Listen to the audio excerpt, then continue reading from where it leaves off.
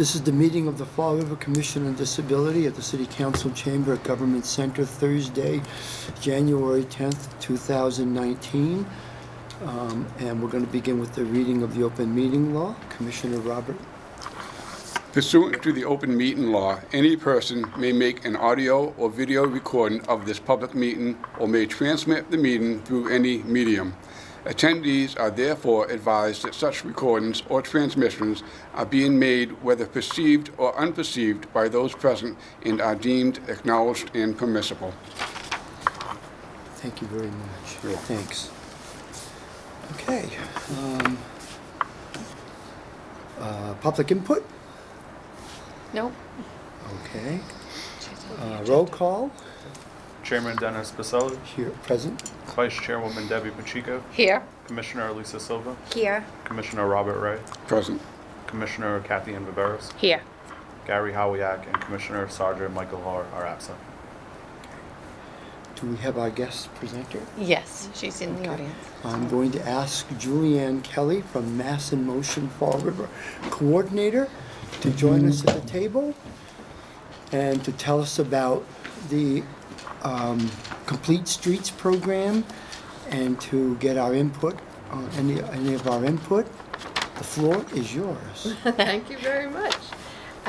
Should I sit? Have a seat over here to the Over side, here. please. There you go. Thank you. I'm expecting, or I was expecting, Bill Roth, our city planner, to join us because really Complete Streets is his baby. But I know that he came yesterday. He had it mixed up and he was looking around yesterday. And if I forget my phone, or I would try and call him. So, but Do you need a break or? I could go see if that would be helpful. I can fill in. I'm familiar with the program. Oh, so, okay. Oh, all yeah, right, we can all do right. that. Yeah, Great. just- Okay. You're here for a few items though, right? No. Just Complete Streets? Just Complete Streets. Oh, yeah. okay. All right, okay, all right. So, members of the commission, shall I begin, Mr. Chairman? Sure. Okay, so the city opted, this is actually, Complete Streets is actually a voluntary program, but it is one that the city of Fall River did embrace, and it's being promoted by MassDOT.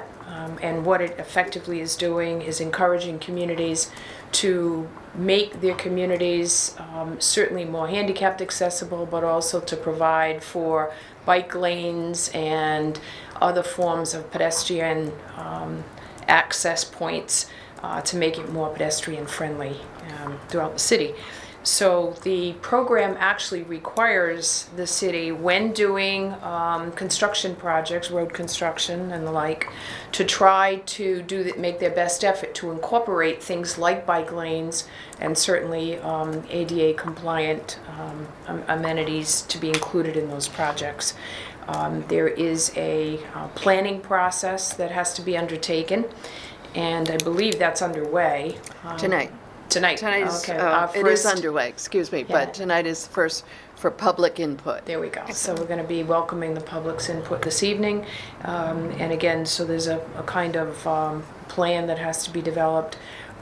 There is funding that is available should a community want to request funding to assist with these projects. And MassDOT, we're not sure what that funding level will be. It could change. It started out fairly robust, but of course, we're not sure of the dollar amount going forward.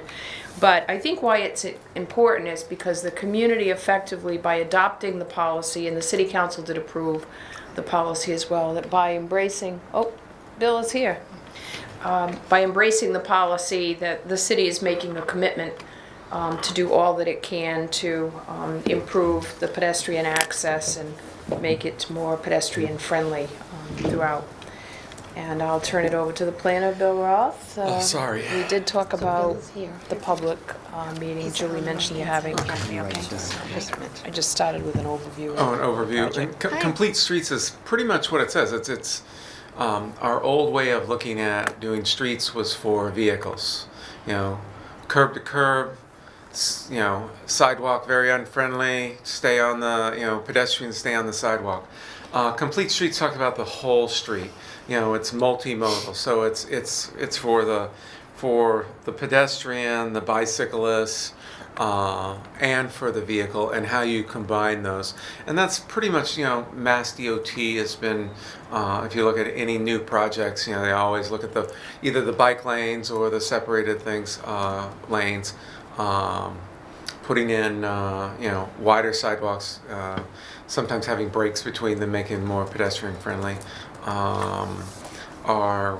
We've created a section on the planning department. There's a link, there's a separate web page that's linked, that's sub to our planning, that goes over a lot of the complete streets, you know, making it a more, you know, friendly and healthy environment. So that's kind of the purpose behind it. And the meeting tonight, the Complete Streets program is pretty much a 3-step process. We've done the first step, which was the policies, and that opened up the door to do what we're calling a prioritization plan. And we've gotten money from the state, and our consultants are looking at, and it's pretty much what it is, to come in and provide a laundry list for the public of, you know, is this a bad intersection for crash rates? Is this, you know, from walking from this point to this point, you know, there's no sidewalks.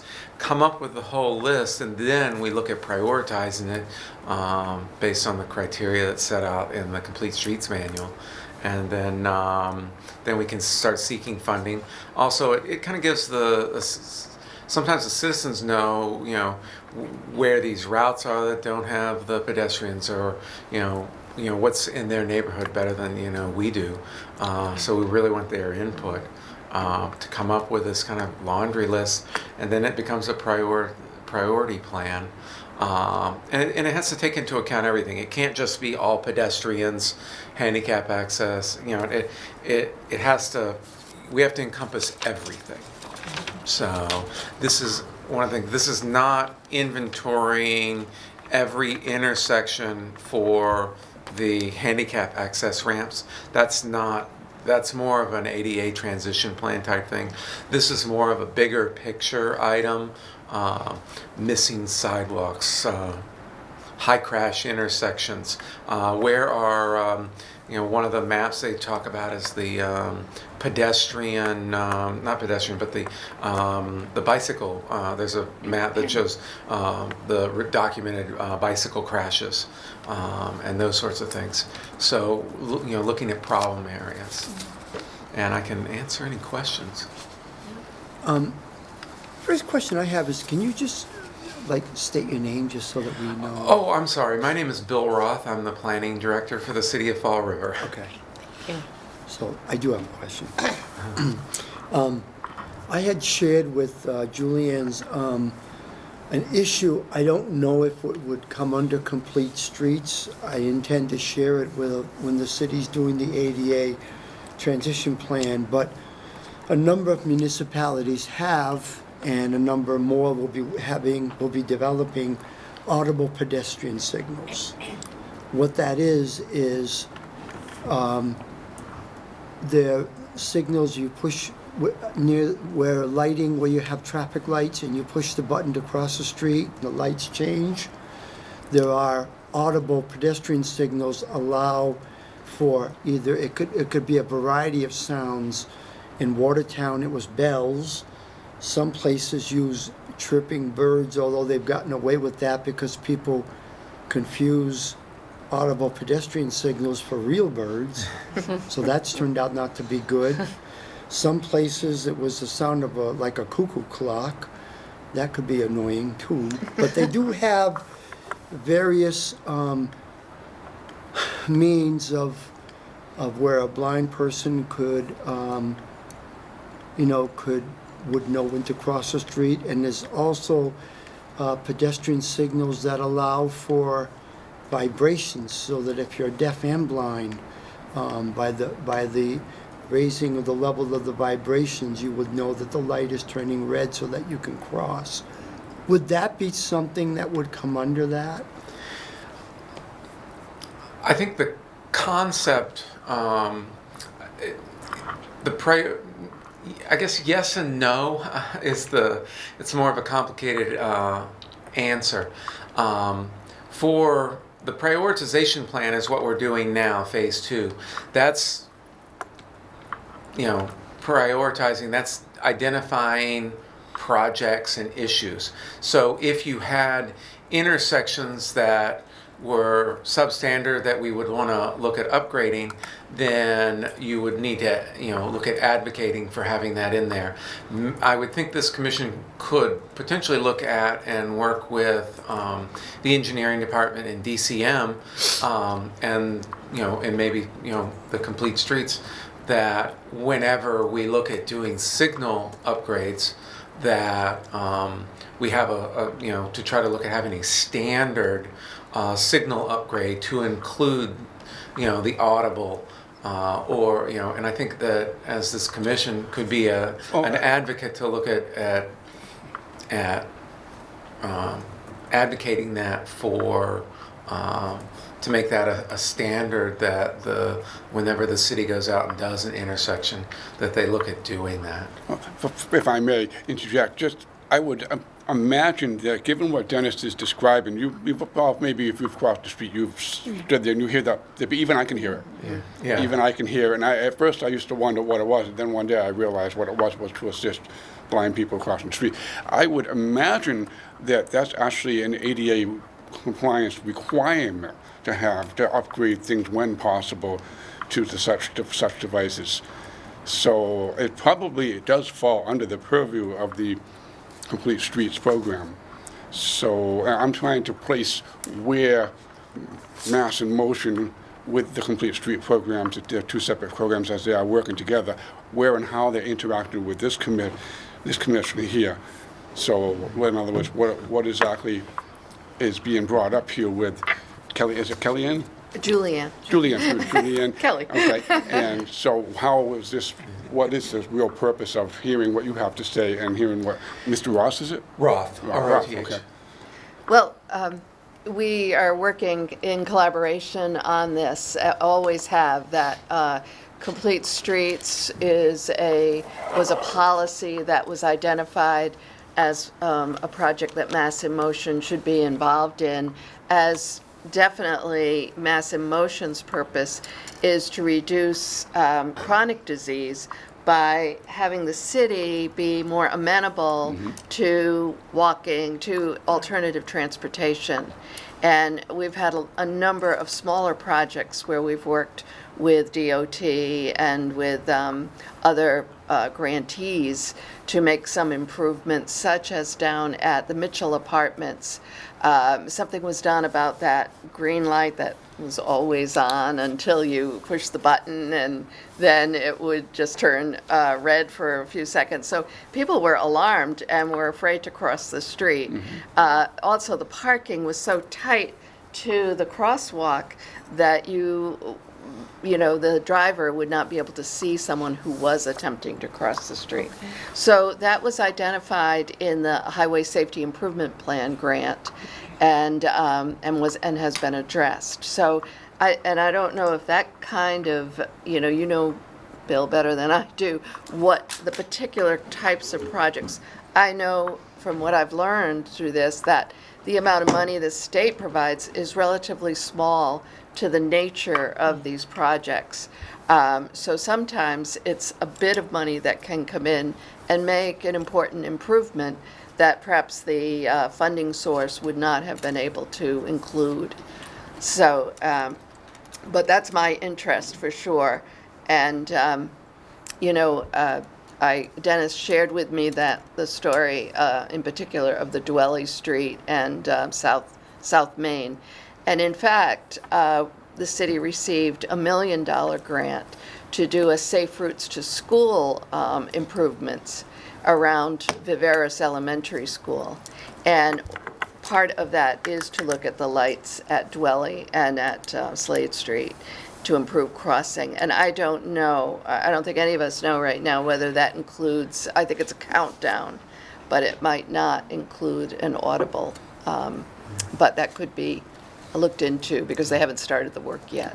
So anything's not being finally determined. This is bringing everything to the table and getting the questions going and begin to figure out who's who and who can work well to bring in this money, so to speak, to go towards improvements overall that will be not simply just for ADA compliance, but also for everyone. Although we do have a specific issue, investment, if you will, vested interest in this matter. Okay. All right. Because now, as I said, I was just looking. I do understand Mass in Motion to be a program and Complete Streets to be a program within that program. And I'm aware that there's quite a bit of money that was supposed to be outlaid over the past 2 years into those programs. Well, Complete Streets is definitely a program of the planning department under the city. Okay. And you know, what my goals are is to, I worked with our last planner to, you know, get, we both attended training on what Complete Streets entails, and were approved, and then Bill applied to be, well, actually went through the process of having the policy supported by the city. And That was step one. That was step one. My predecessor, who Right. has the same name as me, Bill, the first name. So would step one be considered prioritization in its own sense? No, step one was the passing the policy, and then step two, which is we're in now, that we receive funding for, is the prioritization plan. And I think what your group should do is make comment in the with the meeting, or that these specific things should be looked at in any road improvement projects, in particular signalization. I have a note to look at checking to see if audible warning, because I know it's, in the bigger cities you hear it and you see it, but I haven't really seen it, more in the non, big cities. So I'm not 100% sure that is. I've encountered them in all settings. I myself am a walker, and I walk everywhere, whether here in Massachusetts or the various cities I visit, and even small towns. I've heard of in all settings. Right. I can tell you that the city of Framingham has them in Natick, those towns, and I also mentioned, well, Watertown, it's obvious because that's where there's the School for the Blind, but I know of Arlington, Framingham, Natick, and there are some other municipalities that I might be missing. Well, I will definitely look to make sure that if that is in fact a requirement, because I know with our streetscapes projects, we had one signal thing, and a lot of the streetscapes don't have the signals, and we've been, a lot of the ADA is really on, the grades, the cross slopes, the turning movements, and those sorts of things. But I will talk with our city engineer and look at the MUTCD manual. And I think we both want you to know that people who cannot attend the meeting for whatever reason, which is tonight, there's a website and actually an interactive map which is available so that people could go in and just put in the problem site that they are experiencing in their neighborhood or just in the city in general, and whether they're using public transportation and maybe getting off the bus at a particular place is concerning. They can put in very specific information because, as Bill said, it's for all transportation, all people who are trying to reach destinations in the community. Since this meeting is being televised, recorded for Channel 18, and since the meeting is at 5 o'clock, number one, is there a deadline for the written, what you were just explaining, and could you give us maybe the site that people can go to? Okay. We're going to keep the site open for an additional month. And if you go to the City of Fall River website and click on the planning department, when the planning department page comes up, there'll be there's a line that says Complete Streets. Click on Complete Streets. There's a whole description of what Complete Streets are, and there's a link on the Complete Streets page to the interactive map, and it's really quite interesting. You can go in, click on the map, put a point, and it pulls up a box, and you can just say, you know, I get off on this bus, example, I get off on this, you really should have a sheltered bus stop here. Or I live here and I always walk up to our neighborhood's connected to this park and there is no sidewalk along XYZ street. It's that simple. It's a simple. It's a public commentary website, basically. It's you don't need a fancy, you can just click on it, click on the thing, and then the note box can come up, and then put in whatever note or comment, and it kind of geographically ties it. So just go on the map, click wherever you are that you see issues, or you can at intersection A with street B. Click on here. You take your life in your hands if you try to cross here. I mean, it's Okay, those types of valid comments. comments. Anything and everything, because that's a valid comment, and then at least we can go look and investigate it. Awesome. I say that all the time, walking to work. I say that in crosswalks. Exactly.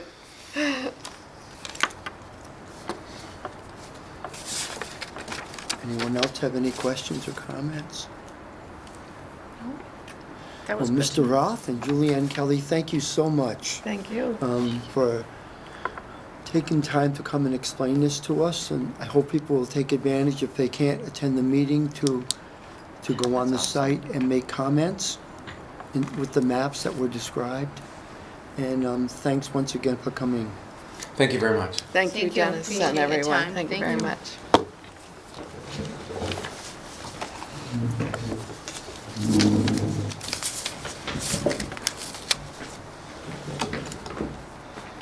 Okay, the next item is the approval of the minutes for the meeting of December 13th, 2018, the minutes for last year. Is this up for discussion, or is this we were saying to approve them? Well, first we need a motion to approve them, and then we can discuss. I'll start off with the motion then. I'll second that motion. Okay, discussion. No. Okay. Those in favor? Aye. Aye. Opposed? Okay. And we have work group updates. First is ADA. We will be having our first work group meeting of the year on January 30th, but I do have some good news, and maybe Kathy can expand on it if she wishes. We were awarded, if I'm not mistaken, a $75,000 ADA improvement grant, which I believe I shared with everybody, Yep. from the city, and does anyone wish to comment on that, or? This is for the transition plan and self-evaluation. Maybe Kathy can talk a little bit about it. Correct, yep. And so we were very happy to have gotten the planning grant, as you know, where the city is attempting to try to address specifically its intersections and try to assure that we can include as many ADA compliant access points as we possibly can. Those are automatically included in all of our new programs and projects that we undertake. But what this is really going to be doing is helping us with, a more comprehensive plan. And we did work initially in putting the application together with the Human-Centered Design, the Institute for Human-Centered Design. They were extremely helpful. They gave us a lot of volunteer time and hours, which was very nice. And so we are looking to see if they are willing to continue to help us moving forward as we continue with this. So we're very pleased to have their support. Clearly, as a consultant that specializes in this area, their input is extremely valuable, and it's an important expertise for us to utilize. So we're excited about getting it done. I know I was talking earlier with Commissioner Ray, I wanted to call you Robert, Ray. That's fine, please, Yeah. please do, please do. I know, we got two first names there, so. But anyway, it is a pretty tight timeline, but we're very optimistic that we're gonna be able to meet the timeline, especially using the consultant that's been assisting us right to this. They already are familiar with the community, they're already familiar with the city, so we're optimistic we're gonna be able to complete it in a timely fashion, so. Great. It's That's pretty good. exciting. Kathy. Yeah, Thank you. very good. Yeah. Okay, policies, Vice Chair. No updates at this time. Finance. First, we'll have the reading of the budgetary update for this month. Sure, so the commissioners have received in their packet, just for the benefit of the viewing audience, we did start with cash on hand in June of 2018 of $252,065.87. We did receive additional revenue to date, that is through December, $83,970. And for the month of December specifically, $12,420, and that's adding to our annual total. We did have some expenses. We did previously approve the purchase of evacuation chairs for Diamond, and that expense $11,600. We also had our very successful event that Commissioner Lisa engaged us in. And of course, there was a reimbursement for police patrol for the ticketing, so that expense. And in December, the only expense was a $1,000 donation to Share Foundation. So the total annual expenses year-to-date, $48,011. So we are actually adding to our cash balance, and total current on hand, $288,024.69. Pretty exciting. And on that vein, I have asked Sergeant Kevin Dolan to join us on March 14th. That's our March meeting. And that's also Jeffrey Dugan from the Mass Office on Disability will be making his annual a visit to our commission. But I've asked him to come on March 14th, and that's when we will take up the issue of renewing the police detail program for the next fiscal year. I think the earlier we do this in the budgetary planning process, the better. And I think March pretty much puts us in line, because I don't know when the budget gets ready. I think it's May or something like that. We actually tried to submit it as early as May 15th. Okay. But again, it's well under development, and actually March is, you wouldn't even want to go any later than that, because the That's what I budgets at that thought. point are in draft. They've been submitted to the administration by the departments. I'm sure Chief Dupere is going to proceed to incorporate those resources and maybe anticipating funding, clearly Yeah. subject to your approval, but we'll move forward in the draft stage to anticipate that the program will continue, but certainly subject to your amendments as recommended. Do you think I should reconsider and have it for February? I think it. Well, if the group is contemplating any major changes, then I would say absolutely. If you generally feel that the program is essentially going to continue as it has, and I think we can see from the finances that it's very It's working, effective. right. Yeah. And in fact, even during the December, when you're looking at the December revenues and then the expenses, I mean, we're continuing to generate an operating profit. And clearly, the lion's share of our revenues are coming from those tickets. So the program is clearly beneficial. So I'm assuming the program would continue, unless you're anticipating major modifications, major changes in the amount of funding that you're willing to dedicate. Then March would certainly be acceptable. But if for some reason the commission was considering some sort of a reduction in funding to support the program, Right. then we would need to know that very soon. As soon as possible. So that we could make adjustment.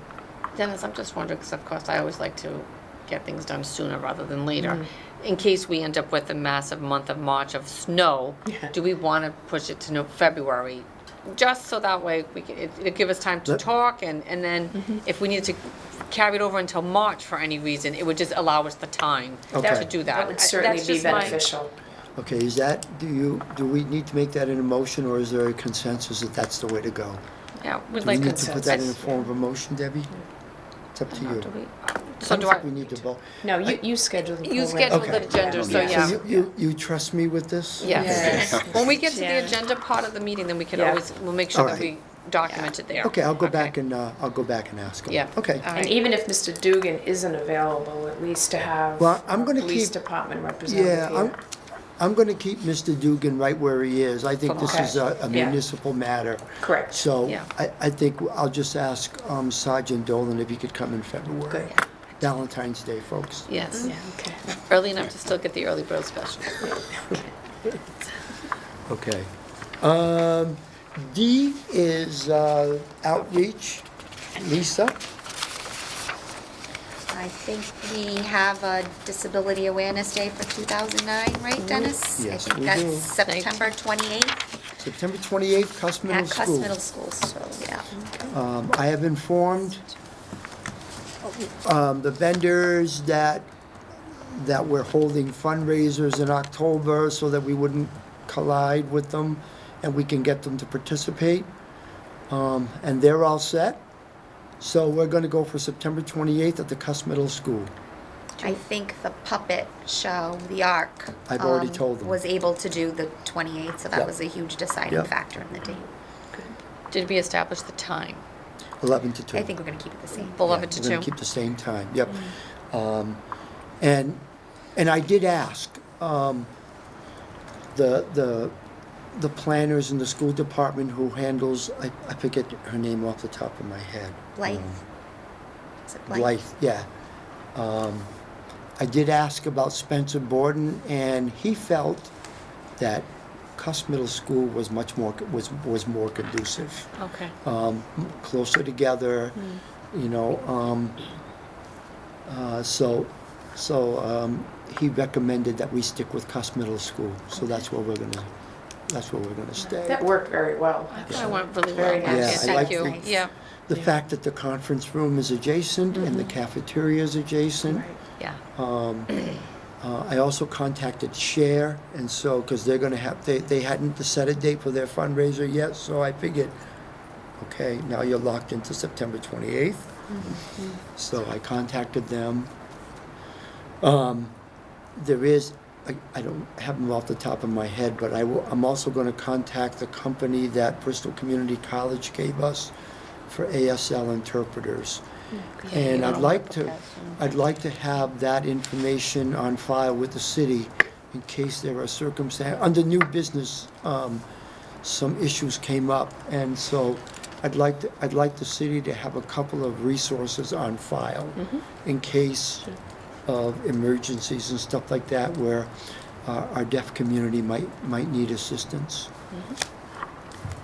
Lisa, was there any thought of sending out any save the dates to like schools? Like I'm thinking like the special ed directors from each one of the towns in regards to that date and getting that information out? Like is there a thought, Could, having just creating a I can flyer? help you and- with that, Lisa, if Yeah. you need to. or even the vendors that participated, just Yeah. to give them like a heads up. Right, I'm Yeah, just, that would be good, Yeah.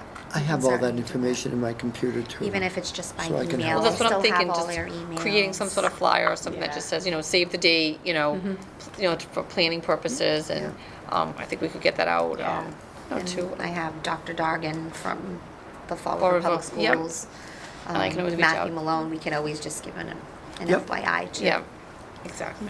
All right, sounds good, thank you, nice job on that. Old business? New business. New business. yeah. Mr. Chairman, I'm sorry, I didn't speak timely, but on the old Go business, back to old business. could you Okay. update us on, I know there's been some activity regarding the trolley? Oh, Yeah. yes, well, we don't, it's, It's ongoing, huh? There was an email about that, wasn't there? Yeah, There was exactly, and communication I from the was bank, if curious. I remember There right. was, thank you very much. Yeah, there was a bank, yeah, the bank, the bank is actually Right. starting to Yes. participate. I don't know the result of the board. There was a board meeting on Tuesday of the Bay Coast Bank, and Dave is going to let me know as soon as he hears from them.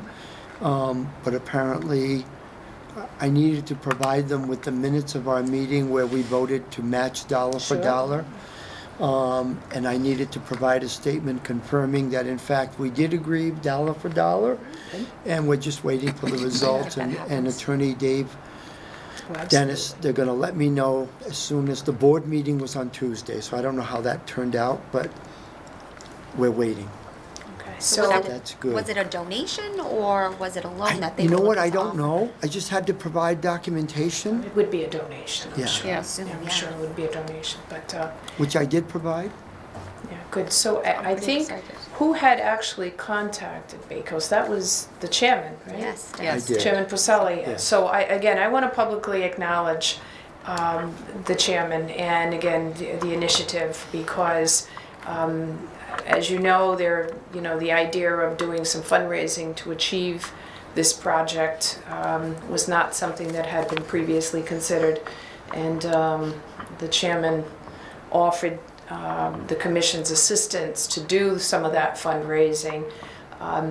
Again, we opted for the dollar for dollar match, which I think people who are contributing always feel better knowing that their $1 is actually going to be $2 Right. by virtue of that match, so they feel like they're making a greater impact. And I do want to commend the chairman, Chairman Pacelli, for reaching out, taking that initiative, and it goes to show that there was a positive result. I mean, I'll be surprised if we don't get a favorable response. We don't know how much, but Right. but I think clearly it was a great effort on the chairman's part, and we appreciate that. Yes, thank you, job. Dennis. Absolutely. We look forward to the update next month. Hopefully we'll have Yeah. that, so. I hope so. Oh, We're on new business. yes.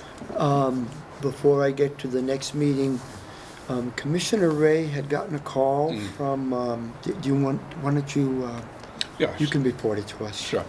It was Tuesday I had received a phone call, and a message was left on my phone, and I called back, and it turned out to be someone from City Hall in the resources, Monique, in the resources department. Monica? And apparently she was under the understanding that I was an ASL interpreter. I was versed in ASL, which I'm not, even though I am actually deaf. I actually do not use sign language, ASL as my language. So I was surprised to receive the call because I don't know anywhere where I had said that I had such skills. It may have been just a simple assumption, which happens. And I would have been more than happy to, if I was available, I would have been more than happy to help out. But I had to explain to her that I do not use sign language. And so she asked me if any way I could help her, and I suggested what she should do is give Bristol Community College a call and speak with the Disability Services Office, because they, for the school, they maintain their own network of ASL interpreters and translators. They have experience in that area. And so just for an immediate, off the top of my head answer, I told her, give them a call. They may be able to help you get some, but they needed someone. Monique needed someone right then and there because there was a workshop, not a workshop, resources going on that Tuesday for the apartment buildings. Yeah, And displaced so apparently families. they had people there who were deaf and in need of ASL, and they weren't, the city was unprepared for that. So in keeping with what Dennis is bringing up, there really should be some sort of, even if not on call, because typically ASL interpreters, translators, they plan ahead, 2 or 3 weeks ahead. They're not usually an on-demand service. But given the situation and given the resources that should be available from a city level, we should at least have some sort of direct contact to the Massachusetts Commission for the Deaf and Hard of Hearing or some other resources, so that this way, what if there was a true emergency and we did need to have an ASL service? You know, who would we turn to? Okay. There is, when I was working at Framingham State University, I had access to an emergency number for the Mass Commission for the Deaf and Hard of Hearing. but I think I lost it in the move. I tried to keep as much as I could. So who would I'm willing to research that and get that number back. Who would I send that to so the city would have on file a resource so that if there's an emergency, if we have an emergency situation, we could contact the Mass Commission for the Deaf and Hard of Hearing. Would it be Health and Human Services, or what would be the department? To your point, Mr. Chairman and Commissioner Ray, it was actually Monica Souza, and Monica is the special assistant to the mayor. Okay. And it was an emergency. Everyone's heard about the families that were displaced because of Yeah. the fire, so it's not something that could have been readily anticipated. To your point about a resource, we could certainly have something available in the health department. I mean, I would think that would be the logical place to put it. However, in addition to that, I do believe that if the commission, our commission, maintained some sort of database as well, because it's just automatic that if you have a need, you think, let's call our Commission on Disability. So you're a natural first step. Well, I understood, I perfectly well understood Right, that. so, but I think as a commission, this is a service maybe that we could embrace and have that resource available.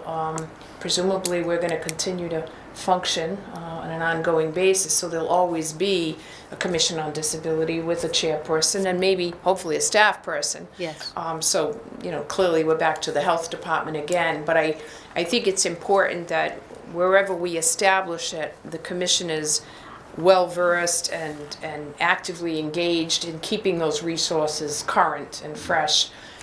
Because unfortunately with government, you don't know you need it until you need it. And Oh, yeah. Exactly. so I think if we as a commission, accept some responsibility to assist, in keeping that fresh, I think that would be very helpful to the city, because staff people come and go. Now, Monica will ultimately have this information. Right. She's special assistant to the current mayor. If she were to leave her position for whatever reason, then we have a void again.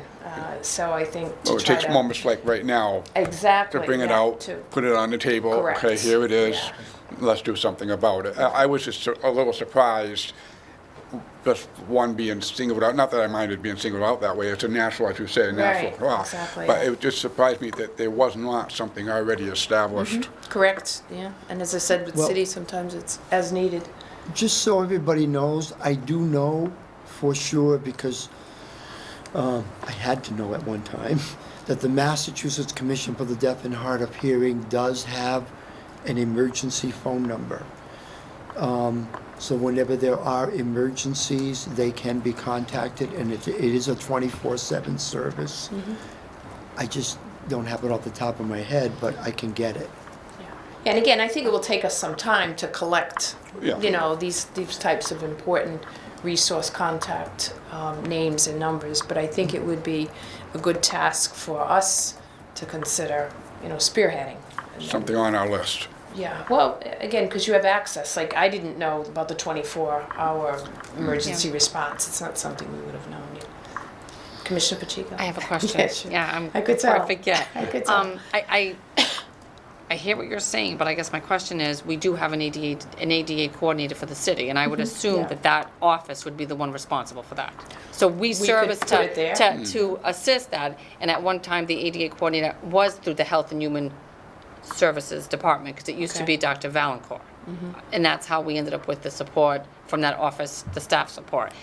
But under this new administration, that got changed to where it became the Law department, the yeah, law Attorney department, Howie Acker. right, where I think everything before that used to be housed in the health and human, but if the plan, the city, my understanding is will always have an ADA coordinator. I think you're required to. Am I correct in that? Yes. So Yeah, why right. wouldn't that Individual. that should be, in my opinion, they're responsible. Not that person, but like that, all that stuff should be, so that phone call should have been done to the ADA coordinator of the city to say, we've got an emergency, where do we contact?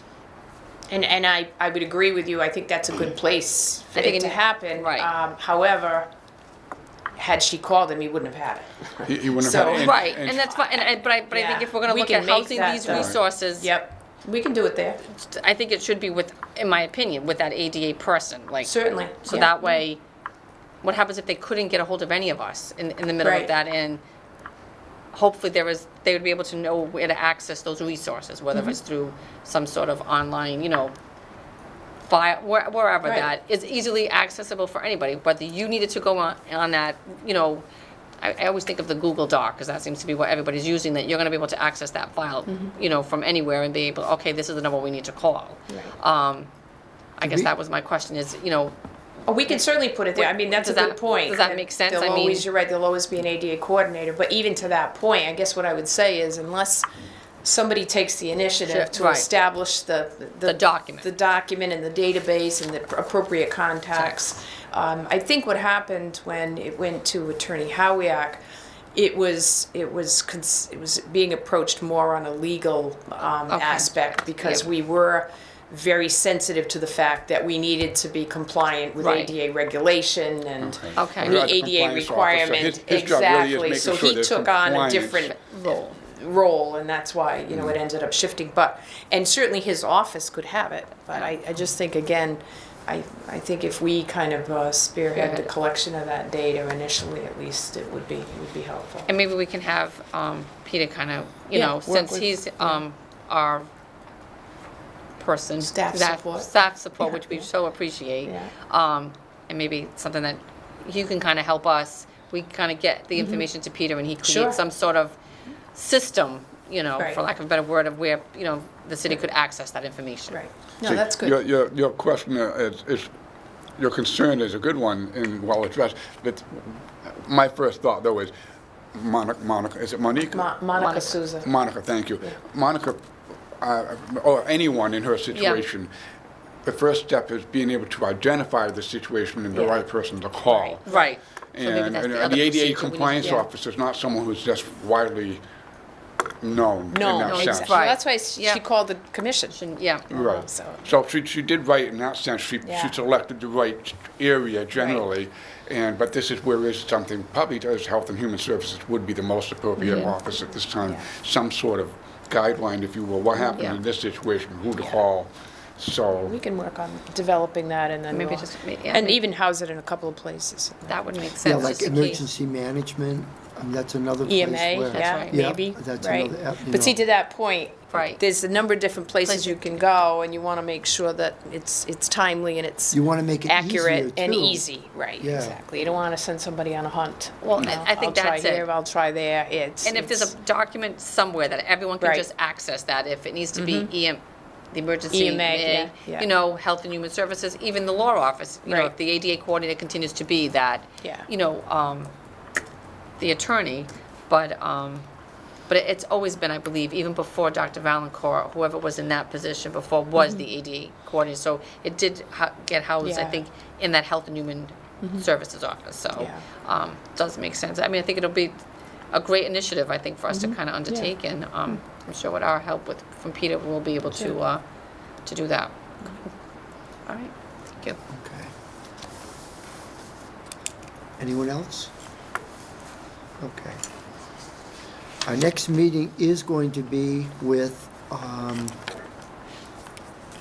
Eric Rousseau from SRTA. Yeah. And he will be he will be here on February 14th. On February 14th. So he will be at our next meeting, and that will be at 3 o'clock. Our usual time, there will be no finances that month. Unless, there will be a finance if I could get